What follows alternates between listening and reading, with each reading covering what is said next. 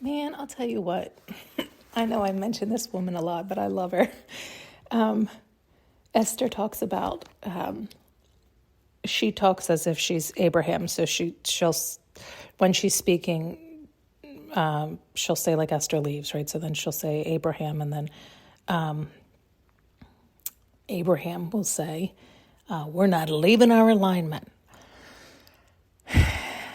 And she's referencing Abraham as like the universe, right? So that, unconditional love, God, source, all of the highest vibration of all, does not leave the highest vibration of all. And mathematically, that is always correct. And so the way they were just showing something similar made me think of her, where, we do get pulled into the muck. We get pulled offline. We get pulled into the conversations that we don't want, but we can choose to engage or not, right? And, many could look at what she does as burying her head in the sand and avoiding the tougher issues. And you could argue that many a ways, but is she happy in leading her life? And the idea is, and the truth is, if everybody started doing that, if everybody did and you dropped the bone, then more people would, and more people would, and more people would. So it's always harder before it gets better. In that the people that are left thinking they're doing the quote cleanup work, the good thing, staying and fighting, would get smaller. So then they'd have less people will be fighting the bigger monster. So it's going to be more challenging until they too are like, why am I fucking doing this and not just living and loving my life? Because setting that example with true intentions, living your life with integrity and purity and innocence of, truly treating yourself and others as you want to be treated, then it ripples out. But it can be harder because many people will want to say, you're just burying your head in the sand, you're this and that. And it's like, no, you're standing true in your integrity and doing what is in your alignment and what is right and what is true, and not engaging in the rigamaROLE, which helps the bigger monster to keep you quarreling and keep you debating and keep you arguing and keeping you busy and preoccupied, not raising your vibration. And it's just giving you more bones to chew on and fight amongst yourselves. It's like anytime anything gets calmed down, they're like, oh, toss them another bone to fight about, so that they keep their vibration low.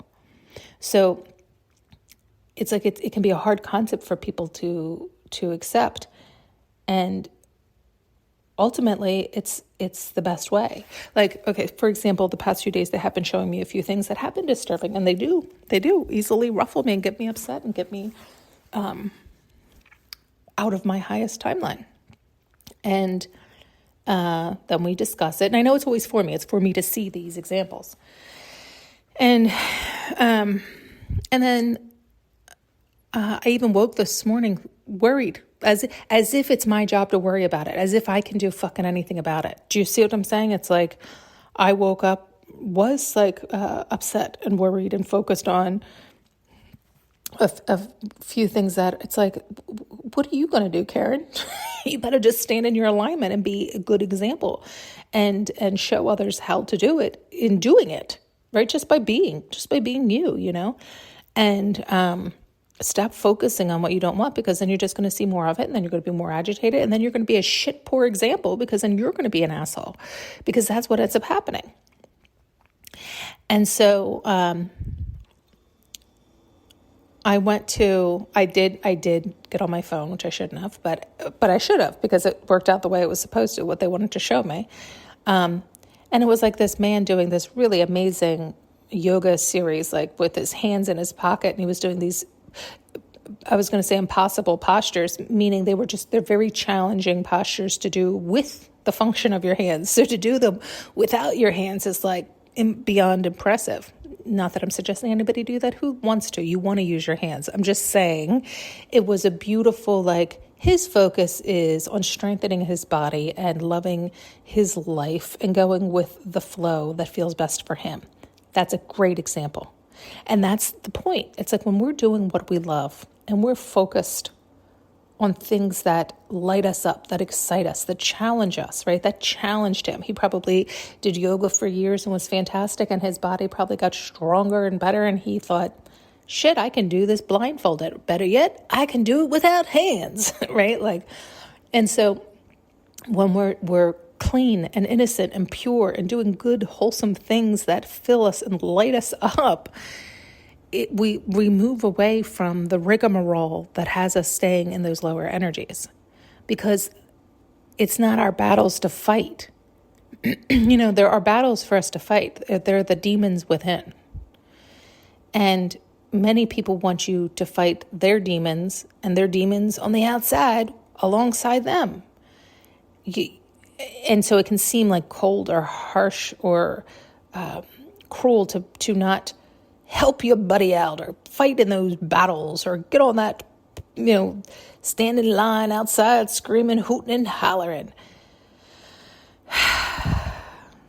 If that's how you want to live your life, but if it's not, don't do it just because what? You're afraid then your buddy's going to be like, you're not a real friend? Well, then I guess I'm not. I want to live my life. You live your life. Who said you were in charge of my life? Who told you you get to dictate my life? I have to do this for you to approve of me? I don't need your approval. I don't need your approval. So how'd you get that twisted and when? And so it really is best for all when you love yourself and stay in your alignment. Because when you don't love yourself and you're not staying in your alignment and you're leaving your alignment to please others, you start to hate your life and you get miserable and cranky and awful. So then you're really of no use to anyone. The idea of put on your own mask first, it's the same concept. It's the same idea. And so people want to pull you out of your alignment all the time to please them because it serves them. But then as soon as you do, you start to turn into a real asshole and they're like, wait a minute, right? It's like, yeah, asshole, stop trying to control outside yourself. Just control yourself and I'll control myself. How about that? And most people can barely do that.